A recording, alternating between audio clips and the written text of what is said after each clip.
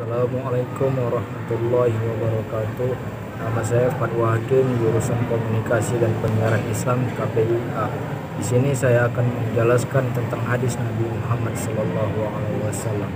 1. Hadis. Kata hadis bentuk jamak secara etimologi merupakan isim masdar dari kata kerja yang berarti berkomunikasi, cerita, percakapan, baik dalam konteks agama maupun duniawi, atau dalam konteks sejarah atau peristiwa dan kejadian aktual. Yang pertama, penggunaan dalam al-jadid atau sesuatu yang baru. Lawan kata dari al-jadid adalah al-qadim, sesuatu yang lama.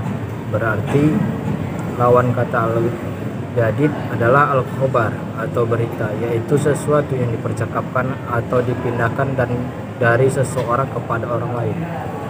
Yang ketiga, berarti al-qorib, sesuatu yang dekat. Dengan demikian, pemakaian kata al-hadis di sini seolah-olah dimaksud untuk membedakannya dengan Al-Quran yang bersifat al-qadim. Yang kedua, sunnah. Sunnah secara etimologi berarti jalan lurus dan berkesinambungan, yang baik maupun yang buruk. Menurut kalangan ulama usul, sunnah adalah sesuatu yang disandarkan kepada Nabi Muhammad SAW selain Al-Quran, baik serupa perkataan atau perbuatan Nabi SAW selain Al-Quran, baik berupa perkataan, perbuatan ataupun takrir yang pantas menjadi dalil hukum syara. Sedangkan menurut fuqaha, sunnah adalah hal-hal yang berasal dari Nabi SAW, tetapi hal itu tidak fardhu dan tidak wajib. Selanjutnya yang ketiga adalah khobar.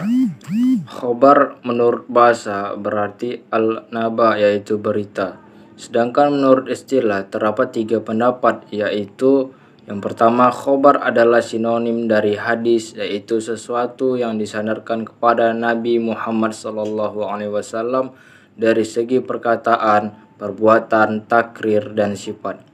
Yang kedua, khobar berbeda dengan hadis. Hadis adalah sesuatu yang berasal dari Nabi, sedangkan khobar adalah berita yang datang dari selain Nabi atas dasar dengan muhaddisin, sedangkan mereka yang berkecimpung dalam sejarah dan sejenisnya disebut akhbari.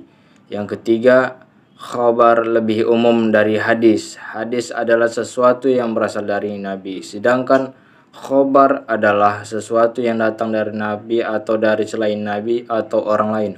Pendapat ini maka seorang ahli hadis atau ahli al-sunnah.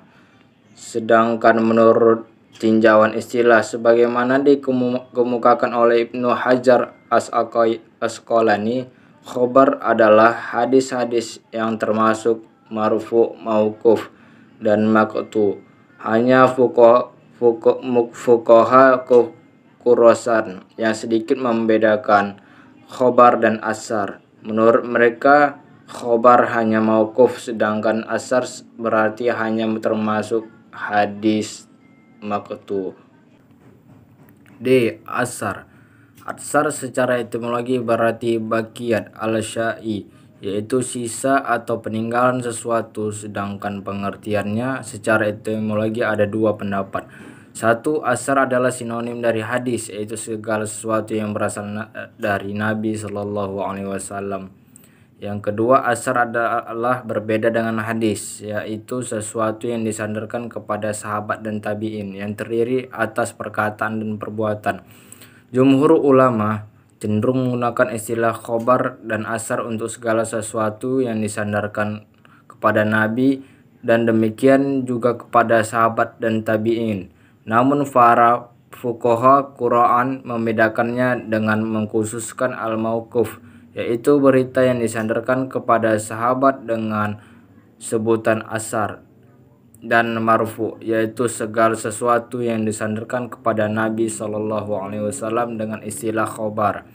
Dari keempat pengertian tentang hadis, sunnah, khobar, dan asar sebagaimana diuraikan di atas, dapat ditarik sesuatu pengertian bahwa keempat istilah tersebut pada dasarnya memiliki kesamaan maksud. Segala sesuatu yang datang dari Nabi baik berupa perkataan, perbuatan, maupun ketetapan. Selain dari keempat istilah tersebut masih B. Kedudukan dan fungsi hadis. Pada masa Rasulullah tidak ada sumber hukum selain Alkitab atau Al-Quran dan Al-Sunnah. Dalam Allah Ta'ala terdapat pokok-pokok yang bersifat umum bagi hukum-hukum syariat tanpa pemaparan rincian keseluruhannya dan pencabangannya, kecuali sejalan dengan pokok-pokok yang bersifat umum itu yang tidak pernah berubah oleh bergulirnya waktu dan tidak berkembangnya lantaran keragaman manusia dan lingkungan dan tradisi masing-masing. Semua tetap begitu hingga Al-Quran merealisasikan gerakan humanitas yang menyeluruh dan kemajuan intelektualitas masyarakat serta menyebarkan keadilan dan kebahagiaan. Di setiap masa, Al-Quran tetap menjadi penuntun kebaikan masyarakat, mesti bagaimana kondisi lingkungan dan tradisinya. Umat manusia dapat menemukan di dalam ajaran yang dapat memenuhi kebutuhan dan pembentukan hukum untuk mencapai kedinamisan dan kemajuan. Di samping itu, kita juga bias menemukan di dalam ajaran akidah, ibadah, kisah-kisah umat masa lampau ketika etika umum dan akhlak. Sekian dari penjelasan saya. Wassalamualaikum warahmatullahi wabarakatuh.